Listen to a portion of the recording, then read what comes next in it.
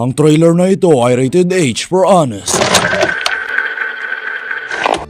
Mula sa direktor ng mga tao kung kailan sila pipila sa sinehan, inihahandog ang full version ng pinapanood ni Angelica sa dating Cold Tadhana. Ang galing ng storytelling. Sobrang true to life. Sa konteksto di ako sangayon, mas bet ka pa yung Jollibee commercial nila. Kasalanan ng mga rom-com mo. Kasalanan niya ng mga rom-coms mo.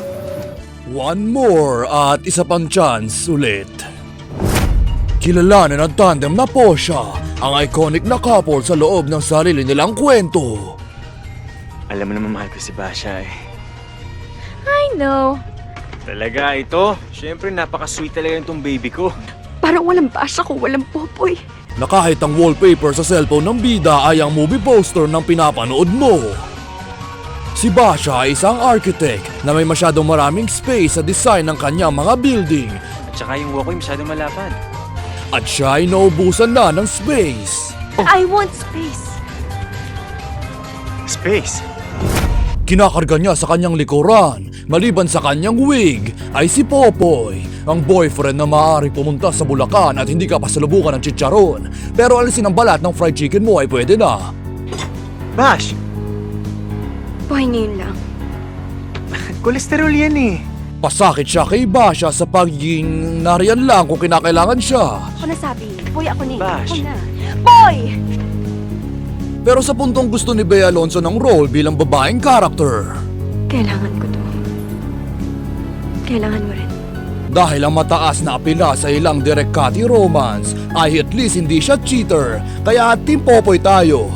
Yay! Mabababang standards! Sila ay magbe-break. What? Break tayo? Okay, break na akong break! Uwe! Tapos mag-break ulit. Tapos mag-break sa mas mahabang streak. Tapos mag-break kahit hindi naman sila pa rin. Tapos mag-break ulit. Tapos magbalikan ulit. O sige, makipagbalikan ka na naman sa kanya, tapos mag-away na naman kayo, tapos magbalikan na naman kayo, tapos mag-away na naman ulit kayo. Diba? Gets ng kaibigan nila. Pero sa kalagitnaan ng takbo na iyon, kapalit ni Popoy kay Basha ay si Trisha. Ang pangalawang version lang ni Basha na nagbigay ng inspirasyon kay Popoy na tumino ng 0.5% at a time. At inspirasyon din na palitan si Bea Alonzo ni Maca Salvador sa gampaning Carson sa I'm Drunk, I Love You. 20s, late 20s na si Mahanon. Late 20s na si Mahanon. So, college student nga. Wait lang, bakit hindi si Bea Alonzo? Hindi siya pinayagan ni Habang si Basha naman ay makikilala si Mark, ang panay-deny sa kanilang relasyon nila ni Bash. You must be proud of your girlfriend. Single. Pero hindi ang alegasyon na laging tungkol sa kanyang ex. Kaya siguro ako iniwan ng ex-girlfriend ko, no?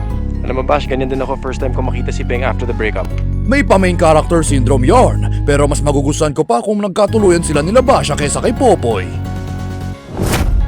Matapos ang first chance, pumasok naman sa sequel na bumasag sa takilya. Tapo natin lang. Tapo natin. Tapo natin. Balikan natin. Na nagsimula sa araw bago ang kanilang kasal, kung saan nilabag nila ang pamahiin na magkita bago ang kasal.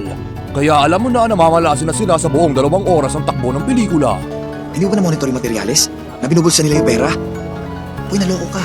Parang kung gago, tanong ko ng tanong, ako ba? Tang inay ko pa rin yung problema. Aayusin ko naman to eh. Aayusin ko naman eh. Hindi ba dapat may natutunan si Bobby sa intervention nila sa kanilang bunsong kapatid? True love my ass. Si Popoy ay boss na sa kanyang engineering na kumpanya at nasa suporta siya ng kanyang intern. Naniniwala po ako sa inyo, sir. Naniniwala ako sa vision nyo. Kaysa sa asawa niya ang pinastay at home niya para makagawa sila ng baby.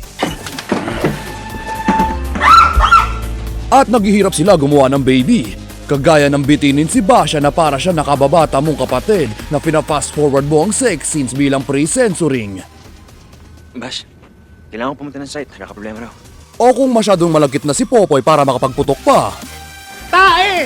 Tae lang naman ako sa'yo eh! Sineseta pa mga tipong sequel kung saan tinataasan nila yung mga problematic na aspeto na hindi man lang nila sinolve ng praktikal kung hindi sa kapangyarihan ng napakalakas na confrontation quotable lines. Why is it so easy for you to assume the worst about me? Why do you make it so hard for me to see the best in you? Kaya enjoy nitong 2 pelikula na nagtakda sa personalidad ng mga toxic na couple na nasa college, na nagbigay ng floor kay Direk Cathy na maaaring family first or love first or family second. at ipakita ang mga kauna-unahang nakakayang eksena na ibibigay ni Bea Alonzo.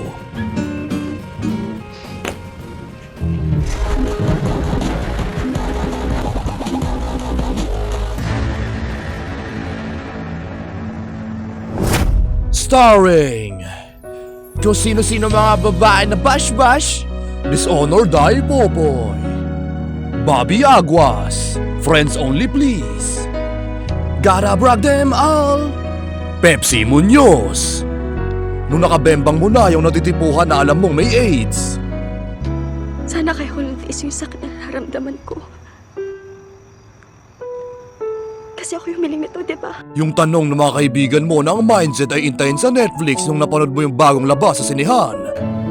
O ikukwento mo ba o huhulaan ko na lang? Ang ending ng A Very Special Love.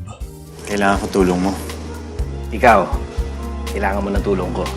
Pwede na ba akong mag-advance? Agad? How much do you need? And ang feedback mo kay Direk Cathy nung lumabas ang Hello Love Again. She loved me at my worst. You had me at my best. At binaliwala mo ng lahat. Chance Revolution.